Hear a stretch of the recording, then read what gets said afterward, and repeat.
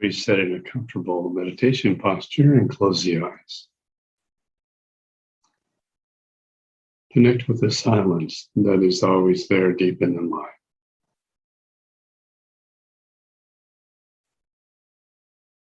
Become that silence that is the silent witness.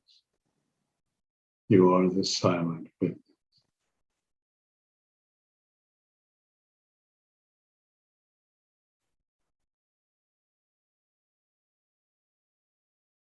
Now listen to the words of the Yoga Vasishta,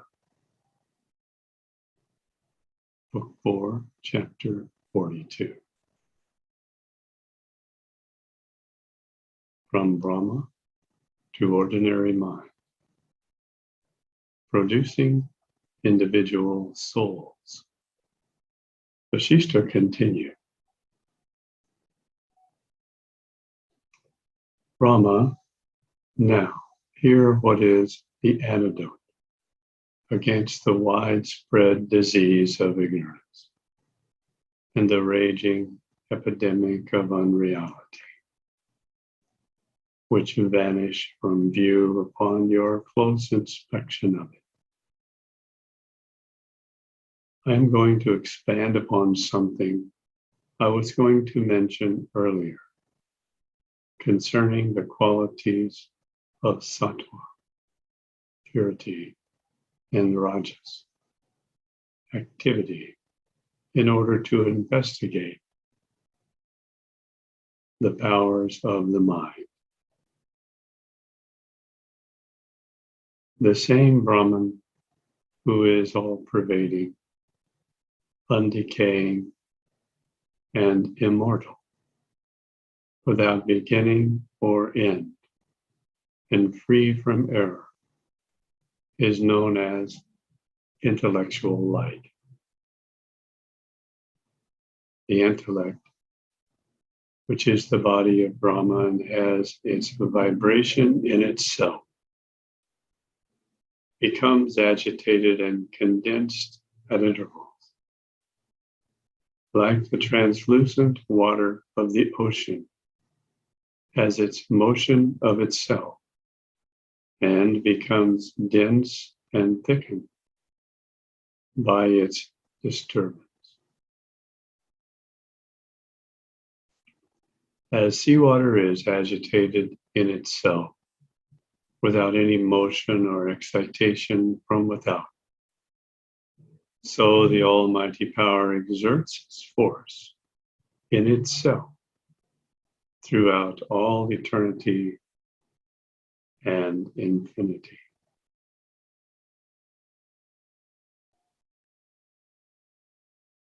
As the air stirs in its own bosom of emptiness forever, so the power of the Divine Spirit exerts itself spontaneously and freely in its own sphere of the Spirit.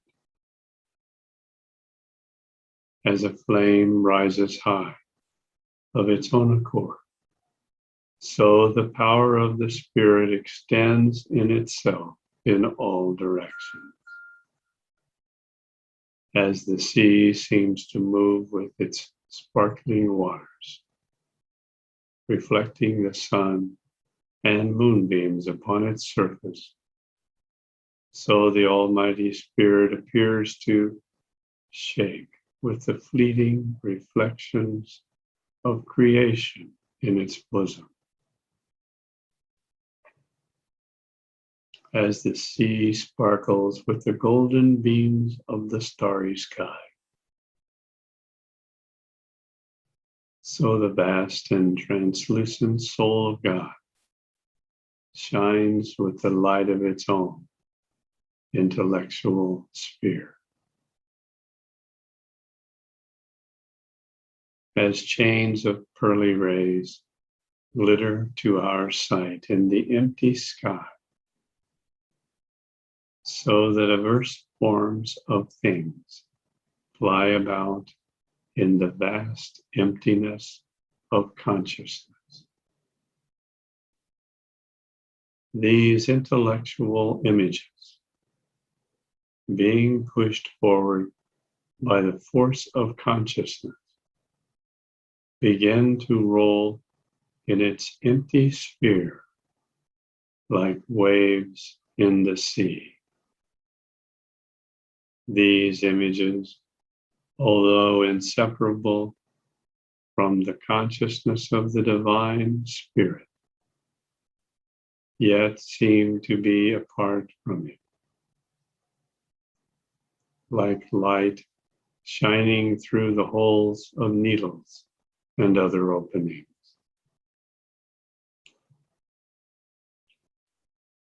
The universal omnipotence, the silent witness,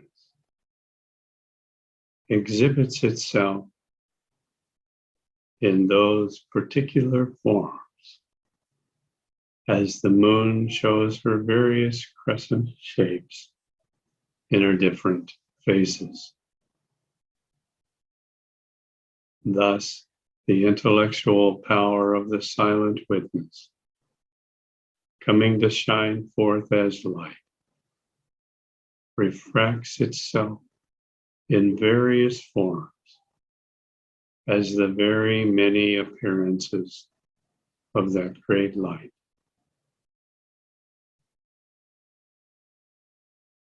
The silent witness, though conscious of its nature of infinity and indivisibility, yet assumes to itself the state of its individuality in every separate and limited form of created being. When the silent witness takes these several forms upon itself, it is immediately joined by a train of qualities and properties with quantity, modality, and the like, as followed in its train. Unsubstantial consciousness, the silent witness, deeming itself as a substance, by being separated from the Supreme Soul, becomes divided into infinity, like the waves of the seawater. As there is no material difference of the armlet and bracelet from the same gold with which they are made, so consciousness and the soul are one and the same thing. The thought that makes the difference in their different moods. And there is no difference between one lamp and the other, that are lighted from the same light. So it is of all souls and intellects. They are all alike in their nature, but differ only in their particular attributes. Consciousness,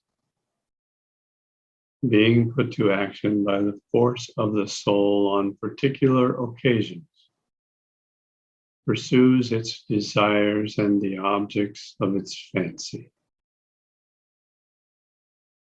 The same consciousness also, taking its forms of will and action at different times and places, is called the embodied soul or spirit, and also known as Kshetriya, the knower of the field. The witness consciousness is also named from its familiarity with the body, Kshetra, and its knowledge of its inner and outward actions. This being filled with its desires is designated as ego or selfishness. And this again, being soiled by its fancies, takes the name of understanding. Understanding leans towards its wishes, is called the mind, which, when it is compacted for action, takes the name of sensation or senses. Next, the senses are furnished with their organs, called the organs of sense, which, being joined with the organs of action, the hands and feet, are together called the body. Thus, the living being, tied to its thoughts and desires, and being trapped in the net of pain and sorrow, is called the heart.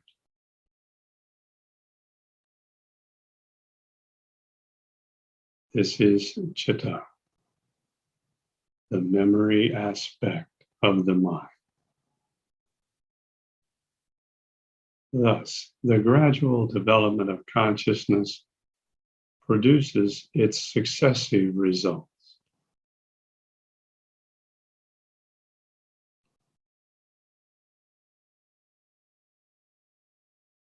These are the different states or conditions of the living soul, and not so many forms of it. But all these are impurities of the soul. The living soul becomes associated with egoism in its embodied state. And this, being polluted by its egotistic understanding, becomes entangled in the net of selfish desires, which becomes the mind.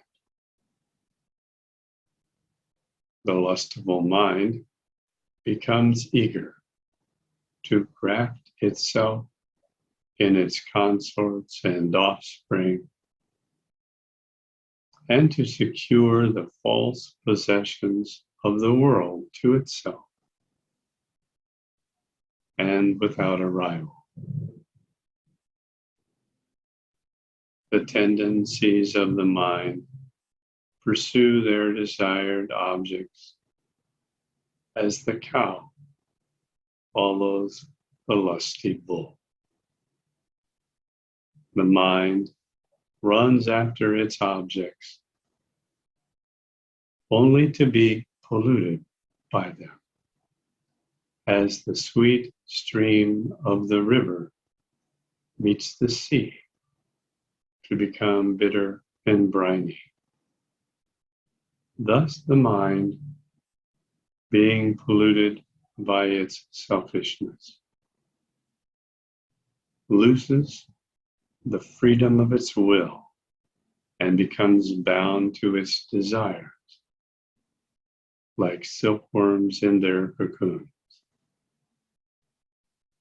The mind exposes the body to confinement by its pursuit of its desires, until it becomes to feel the bitterness of its own bondage and the bitter regret of the conscious soul.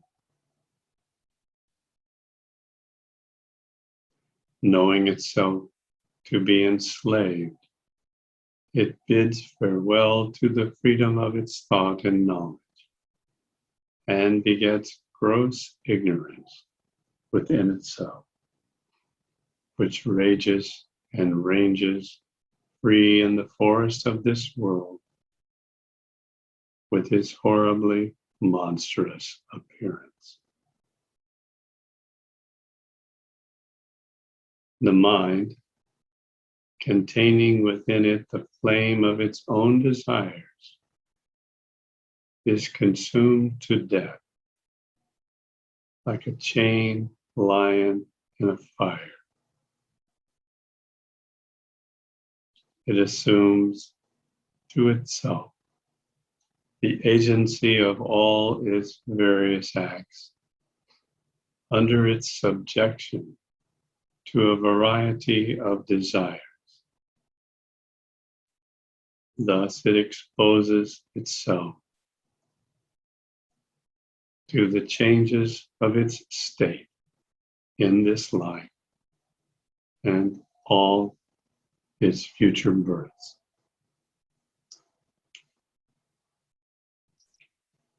It labors continually under all of its eightfold states of understanding, namely knowledge, intelligence, and activity or active agency, and its egoism or selfishness, all of which are the causes of all its sorrows.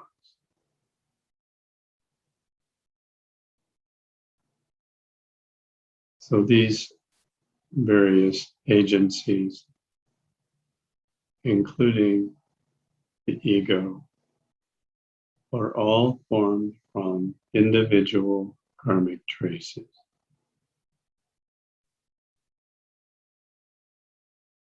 And it is the karmic traces that create all conflicts, unhappiness, negativity, and sorrow in life.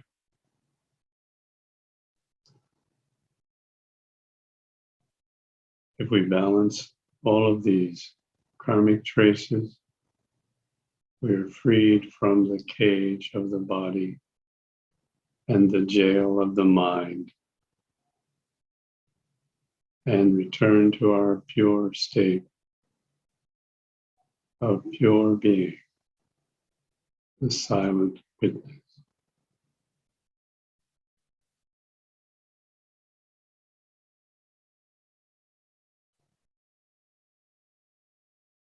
The mind is sometimes called nature, or the seat of self-delusion, which has the name of Maya.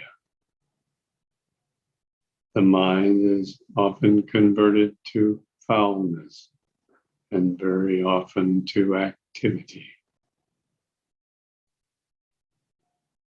This is the collection of individual karmic traces, sometimes called bondage, and is often synonymous with the heart mind. This collection of karmic traces is also called ignorance, avidya, and also frequently identified with the will or volition. Know, wrong, that the heart mind, the collection of individual karmic traces, is tied to the earth by a chain of sorrow and misery.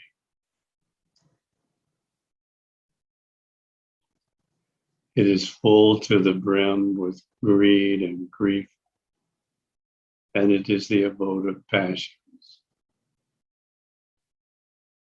It is the living dead with the cares of age and the fear of death, to which the world is subject. It is troubled with desires and disgust and stained by its ignorance and passion.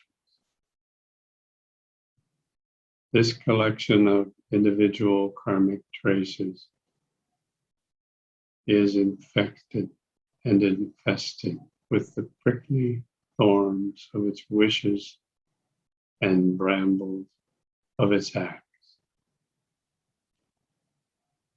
It is quite forgetful of its origin, and it is beset by the evils of its own making. It is confined like a silkworm in its own cocoon, where it is doomed to dwell with its sorrow and pain. Although it is only a minute particle in its shape, it is the seat of endless hellfire. It is as minute as the soul, and yet appears as huge as the highest hill. This world is a forest of wild, poisonous trees,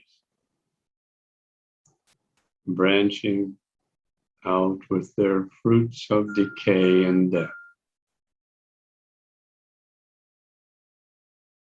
The snare of desire is stretched over the whole world. Its fruits are like those of the Indian fig tree, which have no core or flavor within. The collection of individual karmic traces being burnt by the flame of its sorrow and bitten by the serpent of its anger, and being drowned in the boisterous sea of its desires, has entirely forgotten its great Father, the silent witness. It is like a lost male deer, straying out of its herd, and like one deprived of reason by his sorrows, or more like a moth, burned by the flame of world affairs. It is torn away like a limb from the place in the spirit and thrown in an unsuitable spot. This collection of karmic traces is withering away like a lotus plant plucked from its root, being cast amidst the bustle of business amongst men who are inimical or like dumb pictures to him. Every man is groveling in this earth amidst dangers and difficulties. Man is exposed to the difficulties of his dark and dismal world, like a bird that has fallen into the waters of the sea. He is entangled in the snare of the world, like one snatched to a fairyland in the sky.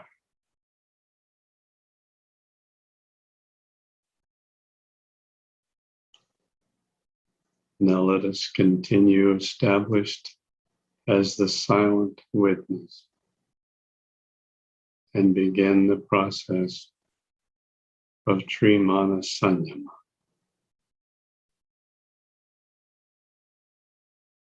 And balance all the karmic traces that have been enlivened by today's reading.